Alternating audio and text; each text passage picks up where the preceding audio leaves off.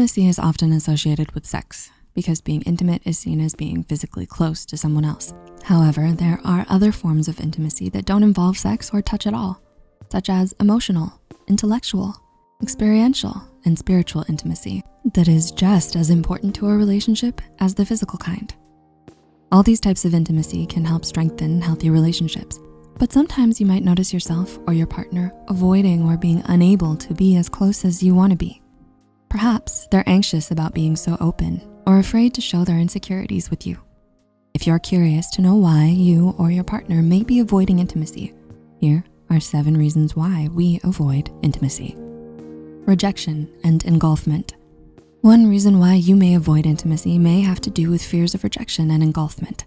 This means that you're afraid of possibly being controlled, dominated, or losing yourself in your relationship. According to psychologist Dr. Margaret Paul, co-founder of Inner Bonding, most people have underlying false beliefs that, when triggered in their relationship, cause fears that lead to controlling, protective, and avoidant behavior. These false beliefs may involve believing that you're not enough for your partner or that you need to give up part of yourself for your relationship.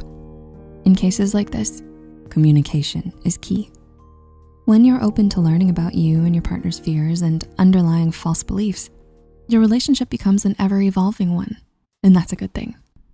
Fear of abandonment. Most people who identify with fearing abandonment have an insecure attachment style.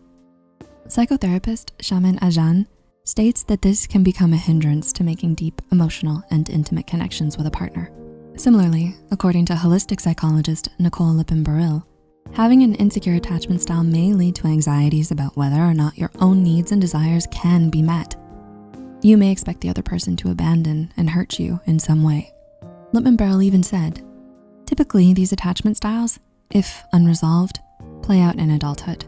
For instance, if you were a clingy child, you'll generally be clingy towards a romantic partner later. Or if you've learned that you can't rely on your caregiver, you may end up being unable to rely on a partner as an adult. Avoidant personality disorder. According to the Diagnostic and Statistical Manual of Mental Disorders, 5th edition, DSM-5, avoidant personality disorder is characterized by extreme avoidance of social interaction, driven by fears of rejection and feeling of interpersonal inadequacy. I'm sure a lot of us can relate to feeling like this, right? This could be why many are anxious. According to psychologist Maria Andreades, this disorder is a combination of both genetic and environmental factors. Studies have shown that avoidant personality disorder is positively correlated with neuroticism and has a negative relationship with extroversion. This suggests that these people tend to be more anxious, fearful, and understandably more introverted and closed off. The next point deals with childhood sexual abuse. Skip to the next point if you think this might trigger you. Childhood sexual abuse. According to therapist Wendy Maltz's definition, sexual abuse occurs whenever one person dominates and exploits another by means of sexual activity or suggestion. Survivors of sexual abuse may experience difficulties with trust, have a fear of intimacy, a fear of being different, and have difficulty establishing interpersonal boundaries in relationships. In these cases, it's important to keep the lines of communication open with your partner and perhaps consider therapy as an option to help deal with these childhood traumas. Previous abuse. Fear of intimacy can also stem from emotional and physical abuse, which is committed against intimate partners, current or former spouses, boyfriends, and girlfriends. Emotional abuse can include verbal assault, dominance, control, isolation, ridicule, or the use of intimate knowledge for degradation. It impacts the mental health and well-being of the victim, and it is often a precursor to physical abuse. There's a high correlation between physical and emotional abuse in batterer populations, and verbal abuse early in a relationship predicts subsequent physical abuse. Children who are emotionally abused may grow into adults who fear ridicule or verbal abuse if they share anything with others, which can lead to an inability to share and be vulnerable in adult relationships due to these anxieties and fears. If this is familiar at all, please reach out to a qualified healthcare provider or mental health professional if you're struggling. Parental neglect. According to licensed clinical psychologist Ayanna Abrams, a person's attachment style is the way they behave in a relationship based on the way they were cared for as a child. Abrams notes, that not feeling secure in your relationship with your parent or caregiver can lead to 3 different types of attachment styles: avoidant, anxious, or disorganized. If you have an avoidant attachment style, you typically avoid intimacy, and this is often due to caregivers being largely unavailable. One study published in the International Journal of Sexual Health found having unavailable parents might even lead to sexual difficulties later in life. Those with an anxious attachment style tend to crave intimacy.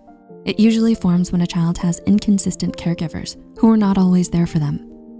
If you have a disorganized attachment style, you tend to both crave intimacy and avoid it. This tends to occur when a child grows up afraid of their caregiver. That's why it's also called fearful avoidant attachment, and it's been linked to poor coping skills, erratic behavior, and difficult or volatile relationships, separation, and overdependence. Do you tend to call your parents for advice when something goes wrong in your relationships? It's possible that the effects of a close relationship with your parents may influence the quality of your romantic relationship.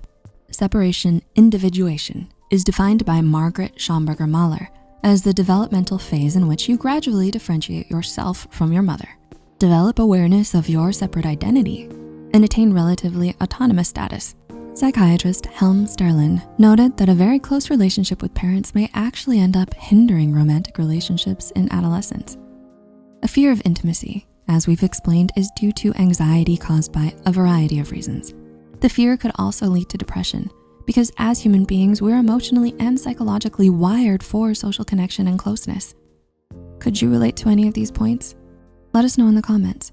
If you find this video helpful, be sure to like, subscribe, and share it with those who might benefit from it. Thanks so much for watching and see you in our next video.